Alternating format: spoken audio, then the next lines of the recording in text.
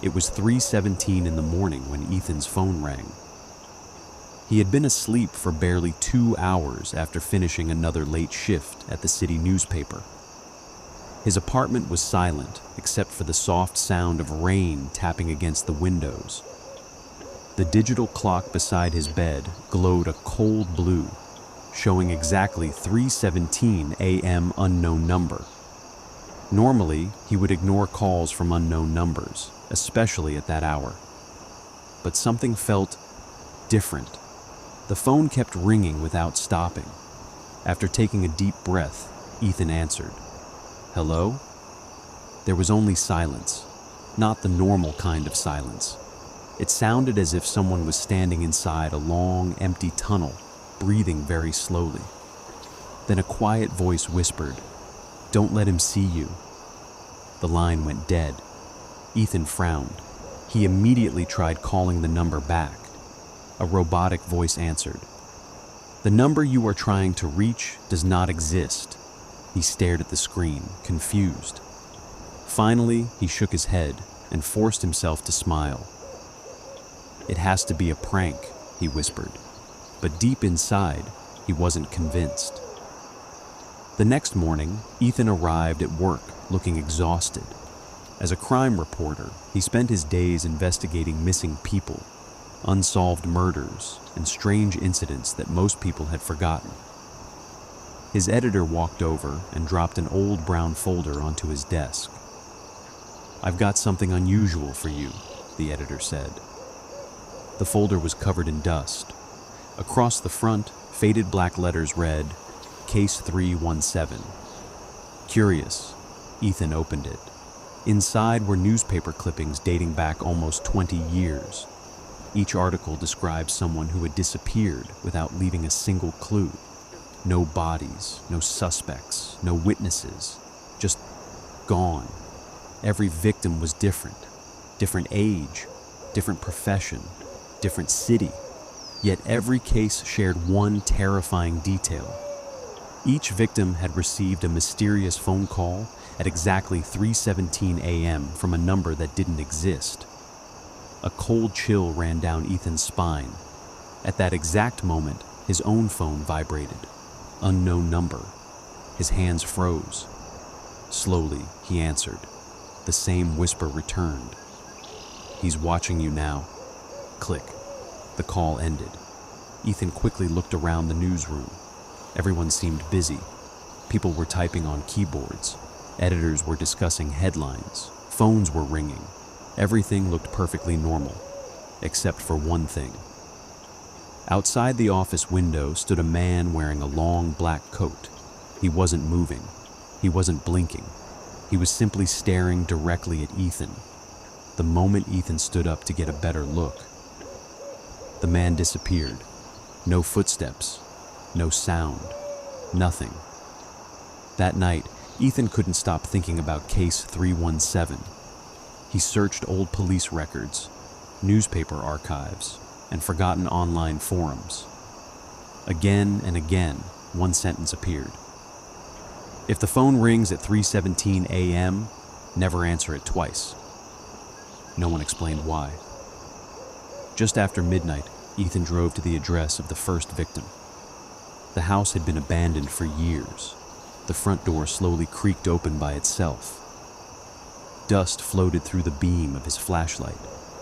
Every room was empty, until he reached a small bedroom. On an old bedside table sat a cracked telephone.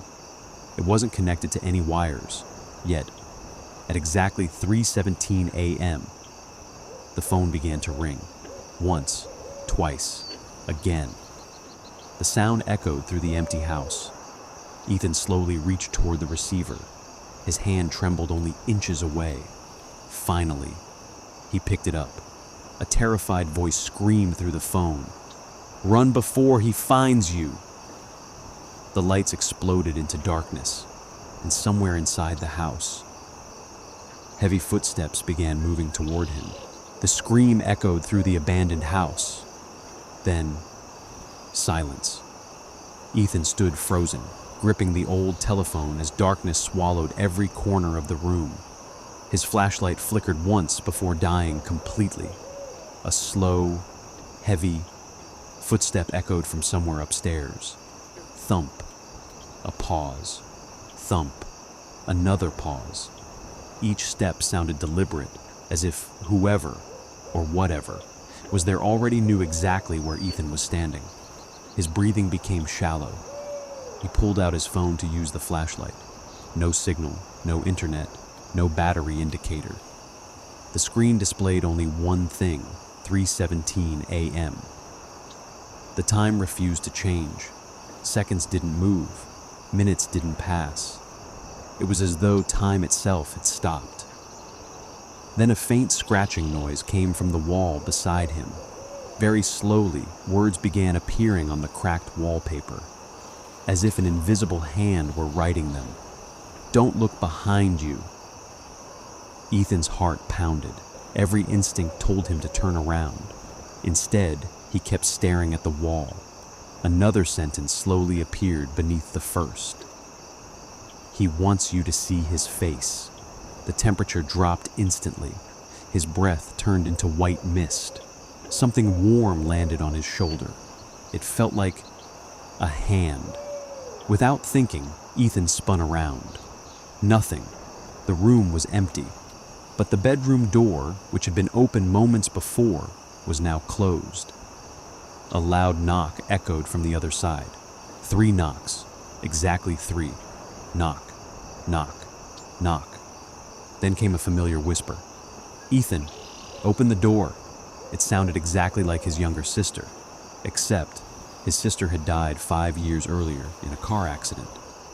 His hands trembled. Tears filled his eyes. The voice continued. "Please, I'm cold." He stepped closer. His fingers touched the doorknob. Then he remembered something written inside the old police file. "It never speaks with its own voice." Ethan pulled his hand away. The whisper stopped. For several seconds, nothing happened. Then the voice changed. It became deeper, angrier. "Wrong choice." A deafening crash exploded through the hallway. The bedroom door burst open. The hallway beyond was empty. At the far end stood a tall figure wearing a long black coat. Its face remained hidden beneath a wide-brimmed hat. It didn't walk. It simply appeared closer each time Ethan blinked. 20 feet away. Blink. 15 feet. Blink. 10 feet. Ethan forced himself not to blink again. His eyes burned with pain. Tears streamed down his face. But the figure smiled. A slow, impossible smile. Its head tilted unnaturally to one side. Then Ethan's phone rang. Unknown number. Against every instinct, he answered. A frightened elderly man's voice whispered, "If you can still hear me, don't let it reach the basement." The call ended. Almost instantly, the figure disappeared. Only silence remained. Ethan looked toward the staircase leading underground. The basement door stood slightly open. A freezing wind drifted upward. From the darkness below, a child's laughter echoed through the house. Ethan swallowed hard, tightened his grip on the flashlight, and took his first step down into the basement. Ethan took another step into the basement. The wooden stairs groaned beneath his feet. Every sound seemed unnaturally loud, as if the darkness itself were listening. The air smelled of damp wood and rust.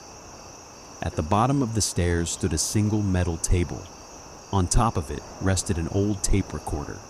Beside the recorder lay a yellowed note. It read, "Press play."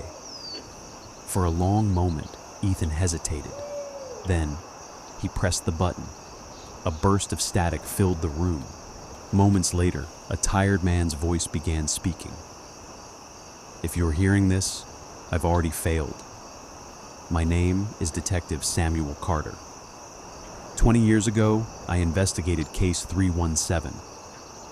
At first, I believed I was hunting a serial killer. I was wrong. It doesn't kill people. It makes them disappear. It feeds on fear. and every person who answers the call becomes part of its game. The recording crackled.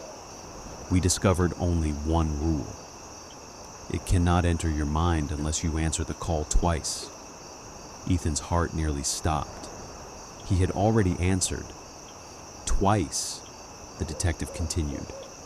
If you've already answered twice, there's only one chance left. When the phone rings again, don't speak, don't listen. Destroy the phone. The tape clicked. Silence. Then, ring. The old telephone on the table began ringing. Ring, ring. The sound echoed through the basement like a heartbeat. Ethan slowly stepped closer.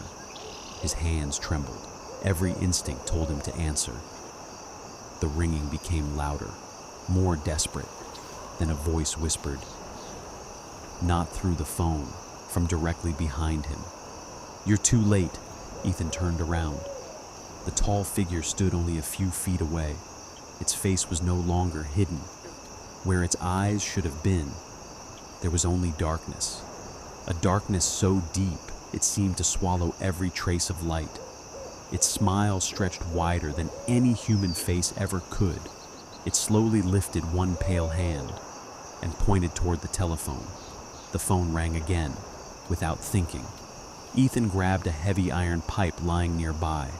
With every ounce of strength he had, he swung. Crash! The telephone shattered into dozens of pieces. The ringing stopped instantly. The figure froze. For the first time, it looked afraid. Thin cracks spread across its body like broken glass. A deafening scream shook the basement walls. The floor trembled. The lights flashed wildly. Then, everything vanished. The freezing cold disappeared. The silence returned. Morning sunlight poured through a small basement window. Hours later, police officers found Ethan sitting alone on the dusty floor. The basement was completely empty. No telephone, no tape recorder, no footprints, nothing. Weeks passed. Ethan wrote everything that had happened. Most readers dismissed the story as fiction. The authorities officially closed Case 317. Life slowly returned to normal. Months later, on another rainy night, Ethan woke to the sound of his phone vibrating beside his bed. The glowing screen read, 3:17 a.m. unknown number. He stared at it. His heart raced. But this time, he didn't answer.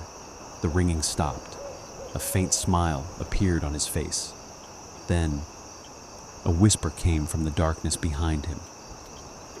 "Good choice." The bedroom light suddenly switched off, and no one ever heard from Case 317. Again, the end.